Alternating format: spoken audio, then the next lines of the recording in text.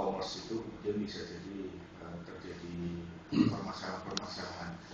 Misalkan saja masalah domain palsu, kan kemudian untuk menjatuhkan nama perusahaan tertentu atau nama orang tertentu biasanya bisa dibuatkan alamat palsu. Itu bukan hanya thinking saja kemudian bermasalah dengan alamat palsu ya. Jadi banyak perusahaan yang kemudian atau misalnya bisa jadi ada artis, ada Facebooknya.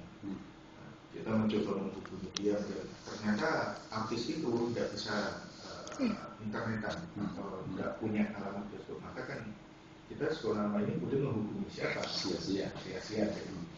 Jadi dunia internet ini kemudian memang tidak bisa kita pastikan bahwa orangnya kemudian memang apakah benar-benar ada atau tidak. Bisa terjadi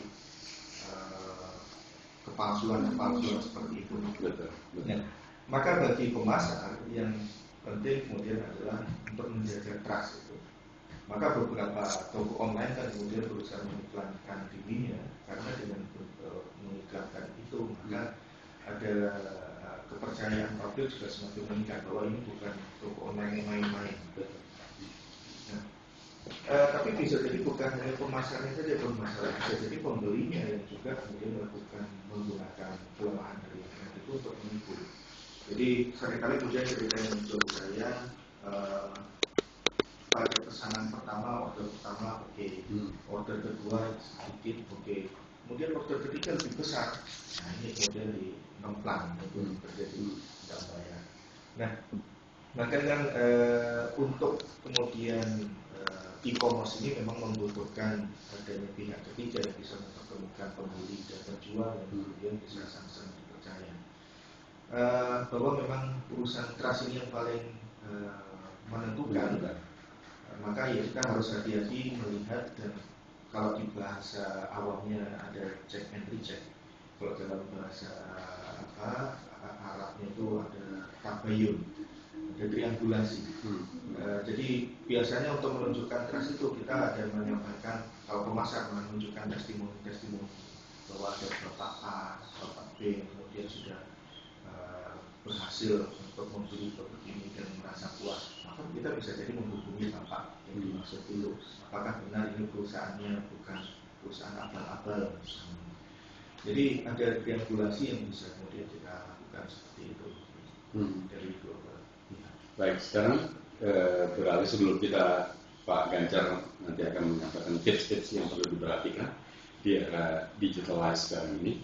Nah, Pak Ganjar, biasanya kita ini kan dihadapkan pada betul seperti apa yang Anda sampaikan tentang trust atau kepercayaan.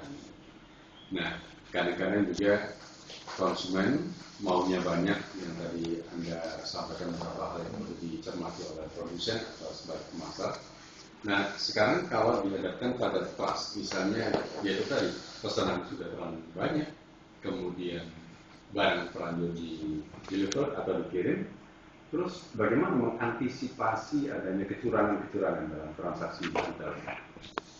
Sulit kalau itu memang sudah terkirim dan ternyata alamat yang diberikan alamat palsu, kan seringkali alamat yang lokasi fisik saja. Biasanya ada yang kalau memang niatnya menipu, mereka akan menyewa kantor selama 1 bulan, setelah itu kemudian bersangkutan tinggal. Jadi kan tidak bisa menelusur dengan pasti apakah. Makanya kan kemudian ya kita lakukan triangulasi itu, kita melakukan check and recheck. Apakah ini memang betul-betul pembeli ada alamat yang jelas? Kita mungkin bisa mengecek ke Perindak atau perusahaan ini misalnya benar-benar ada.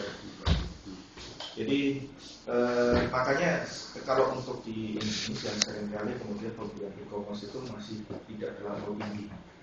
Di luar negeri saja kurang lebih masih 11% yang menggunakan jasa internet itu untuk e-commerce, untuk jual beli.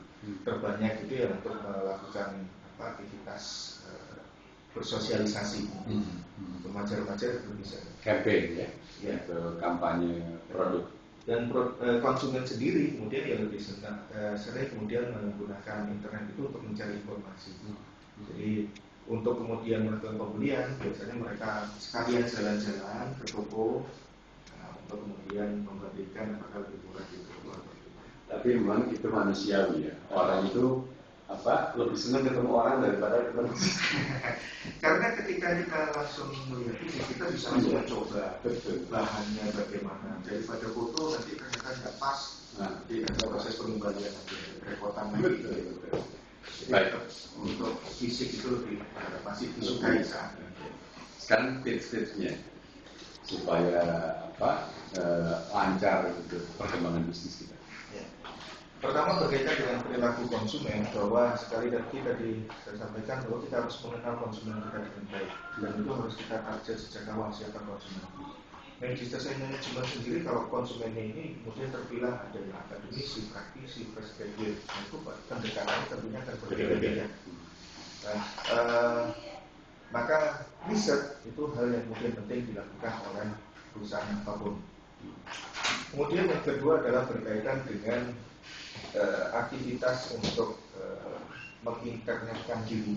Nah, ini harus kemudian kita pilih sesuai dengan target pasar kita. Dan intinya bahwa di dunia internet pun kemudian kita harus menjaga adanya trust, harus membuat orang percaya pada perusahaan kita, pada produk kita. Dan juga di sisi lain karena banyak juga yang menggunakan dunia itu, maka kita harus melakukan aktivitas yang kreatif. Jadi saya tunjukkan bahwa MSM sendiri kemudian dia ada membuat video-video misalnya tentang lagu tema untuk perilaku konsumen, lagu tema untuk pemasaran, lagu tema untuk riset pemasaran. Jadi ada dibuatkan videonya bahwa ini ada urusan ilmunya dan ada urusan entertainment. Nah itu kan harapannya agar kemudian ada sesuatu yang bisa dilihat oleh konsumen dan di catch on. Jadi ada viral marketing. Jadi melakukan aktivitas word of mouth melalui internet. Jadi seringkali kalau kita BBM saja, kalau ada sesuatu menarik kita broadcast ke yang lain. Nah itu harapannya adalah seperti itu, membuat sesuatu yang unik, yang kreatif, yang kemudian bisa disampaikan kepada yang lain. Baik, Pak Ganjar, terima kasih untuk waktunya. Salam untuk keluarga Pak, semoga bermanfaat. Baik, kawan saya Isa Ansari harus mengakhiri tugas di program Tokyo Inspirasi Solusi. Selamat siang.